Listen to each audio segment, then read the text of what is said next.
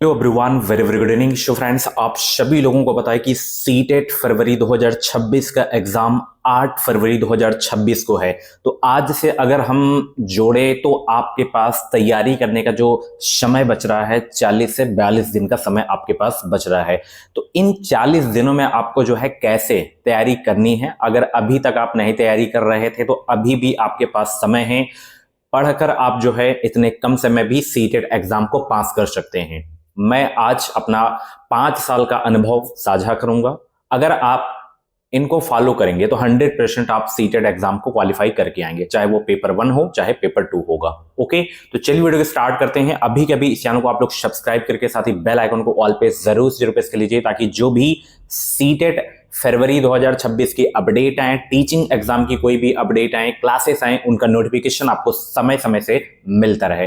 तो चलिए वीडियो को स्टार्ट करते हैं। देखिए, अगर मैं पेपर 1 के बारे में बात करूं, पेपर 1 के बारे में, तो इसमें आप सिर्फ पीवाईक्यू सॉल्व करके जो है आप पेपर को पास कर सकते हैं। सिर्फ पीवाईक्यू, ना ही आपको जो है डिटेल में सिलेबस पढ़ना है, ठीक है, कुछ भी नहीं, सिर्फ पीवाईक्यू पढ़ के। बट अगर मैं यहां पे पेपर 2 की अगर बात करूं, पेपर 2, तो इसमें आपको थोड़ा सा पढ़ना पड़ेगा। आप सिर्फ पीवाईक्यू लगा के आप जो है क्वालिफाई कर लोगे, बट आप स्कोर नहीं कर पाओगे। ठीक है, तो चलिए 40 दिन आपको जो है कैसे यूज करना है ताकि आपका स्कोर भी अच्छा खासा है, पास ही नहीं करें। देखिए, अभी आप जो है इसको जो है 30 प्लस 10 दिन में आपको डिवाइड करना है। ठीक है, अब ये 30 दिन में आपको क्या करना है डियर, आपको सिलेबस भी पढ़ना है। जितना पढ़ सकते हो 30 दिन में पढ़ लो। वैसे तो पूरा पढ़ लोगे, पेपर 1 का पूरा पढ़ लोगे, पेपर 2 में भी एनसीईआरटी आप डीप में नहीं पढ़ पाओगे, बट सिलेबस आप कंप्लीट कर लोगे, 90% कंप्लीट कर लोगे 30 डेज में।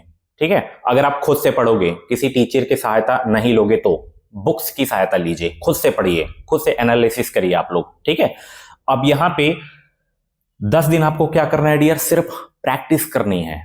और प्रैक्टिस किन क्वेश्चन की करनी है, सिर्फ प्रीवियस क्वेश्चन की प्रैक्टिस करनी है। ओके, तो ये तो चलिए ठीक है, सिलेबस आपको कंप्लीट कर लेना है 30 दिन में, और 10 दिन आपको जो है सिर्फ प्रैक्टिस करनी है। और इसके अलावा अभी से क्या करना है, कुछ जैसे टॉपिक्स होते हैं डियर, इनसे मतलब हर वर्ष क्वेश्चन आते हैं, और कुछ टिप्स होती हैं, उनकी सहायता से आपको जो है स्कोर बढ़ाना है। जैसे यहां पे मैं सबसे पहले टॉपिक बता दे रहा हूं, जैसे पियाजे का टॉपिक हो गया। पियाजे से 100% आपको हर एक सब्जेक्ट में क्वेश्चन देखने को मिलेंगे। कोहलबर्ग हो गया, ठीक है, कोहलबर्ग हो गया, इनसे आपको जो है क्वेश्चन देखने को मिलेंगे, कोहलबर्ग से। ठीक है, उसके बाद यहां पे वाइगोस्की हो गया, एनसीएफ 2005 हो गया। इन टॉपिक्स को आप अच्छे से पढ़ के जाइए। कोई जरूरी नहीं कि आप पूरा सिलेबस कंप्लीट कर रहे हैं, इन टॉपिक्स को अच्छे से पढ़ के जाइए। ठीक है, अब मूल्यांकन हो गया आपका, बुद्धि हो गया, अनुवंशिकता हो गया, वातावरण हो गया, अधिगम हो गया, सृजनात्मकता हो गया। ठीक है, समावेशी शिक्षा से सिर्फ 5 क्वेश्चन आपके एग्जाम में आएंगे। तो इन टॉपिक्स को आप पढ़िए, और हो सके तो आप बुक से पढ़िए डियर। ठीक है, अगर आप बुक नहीं लेना चाहते हैं तो यूट्यूब में बहुत सारे टीचर्स की जो है क्लासेस पढ़ी है, आप सर्च करिए, पढ़िए आराम से। ठीक है, तो ये टॉपिक्स आप जरूर पढ़िए।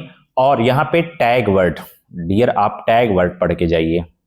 मैं कहता हूं अगर आप टैग वर्ड पढ़ लिए, या एक होता है पॉजिटिव, एक तो है और होता है आपका नेगेटिव टैग वर्ड। ठीक है, अगर आप टैग वर्ड अच्छे से पढ़ लिए, प्रैक्टिस कर लिए, तो आप जो है कम से कम 30 क्वेश्चन सॉल्व करोगे। 150 में से 30 क्वेश्चन आप सिर्फ टैग वर्ड की सहायता से आप सॉल्व कर लोगे। ये होता है टैग वर्ड का कमाल। ठीक है, और हमेशा जब भी आप पीवाईक्यू सॉल्व कर रहे हो, एमसीक्यू क्वेश्चन सॉल्व कर रहे हो, तो उसमें विद्यार्थी को अपना बच्चा मानना है, ना ही उसे आपको जो है दंड देना है। नेगेटिव सोचना ही नहीं है, हमेशा पॉजिटिव बच्चे के बारे में आपको सोचना है। अपना बच्चा मानकर आपको हमेशा उत्तर देना है आपको। ये कर लिए तो आपका सीटेट क्लियर हो जाएगा। ठीक है, बहुत सारे लोग इस एग्जाम को बहुत हवा बनाए हुए हैं, क्योंकि लोग पढ़ते नहीं है सही से। ठीक है, अगर आप अच्छे से तैयारी करोगे, अभी भी आपके पास समय है। अगर अभी से, आज से अगर आप तैयारी स्टार्ट कर देते हो, इन ट्रिक्स को आप फॉलो करते हो, तो 100% आप सीटेट एग्जाम को क्लियर करके आओगे। और मैं अपने चैनल पे डेली प्रीवियस क्वेश्चन की प्रैक्टिस करवाता हूं, तो बिल्कुल फ्री में आप हमारे चैनल से प्रैक्टिस कर सकते हैं। और जैसे मैंने अभी जो टॉपिक्स बताएं, पियाजे, कोहलबर्ग, वाइगोस्की, एनसीएफ 2005 हो गया, निगेटिव टैग वर्ड हो गया, पॉजिटिव टैग वर्ड हो गया, समावेशी शिक्षा हो गया, तो इनसे जो क्वेश्चंस एग्जाम में पूछे जाते हैं, इन टॉपिक्स को मैं करवाऊंगा अपने चैनल पे बिल्कुल फ्री में। तो अभी के अभी सब्सक्राइब कर लीजिए डियर, ठीक है। और आज से ही आप जो है प्रैक्टिस भी करना स्टार्ट कर दीजिए। अगर आप प्रैक्टिस नहीं कर रहे हो तो प्रैक्टिस करिए, और थोड़ा सा आप टॉपिक वाइज भी पढ़िए। और यहाँ पे स्पेशल मैं 6 to 8 वालों को कहना चाहूंगा कि आप डियर एनसीईआरटी की बुक पढ़िए। एनसीईआरटी की बुक 6, 7, 8 की एनसीईआरटी की बुक पढ़िए, डीप में पढ़िए आप थोड़ा सा, तभी आपका कॉन्सेप्ट क्लियर होगा, ठीक है। सबसे पहले आपको जो है, आप पेपर 1 की तैयारी कर रहे हो चाहे पेपर 2 की तैयारी कर रहे हो, आप सबसे पहले कॉन्सेप्ट अपना क्लियर करो, थोड़ा सा टॉपिक वाइज थोड़ा सा पढ़िए, तभी आपको चीजें समझ में आएंगी। चाहे कोई भी सब्जेक्ट हो, चाहे आपका ईवीएस हो, चाहे आपका मैथ हो, साइंस हो, थोड़ा सा आप उसको पढ़िए, टॉपिक वाइज पढ़िए, टॉपिक वाइज एमसीक्यू सॉल्व करिए। उसके बाद आप जो है मिक्स क्वेश्चन लगाइए। एकदम से आपको जो है मिक्स क्वेश्चन नहीं लगाना है, सबसे पहले टॉपिक पढ़िए, उसके बाद टॉपिक वाइज जो है मिक्स क्वेश्चन लगाइए, फिर आपको मिक्स क्वेश्चन लगाना है। एकदम से आप मिक्स क्वेश्चन लगाएंगे तो आपको नहीं समझ में आएगा, ठीक है। तो इस तरीके से आपको तैयारी करना है। तो आप हमारे साथ जुड़े रहें, आपको इस चैनल से निश्चित ही मदद मिलेगी।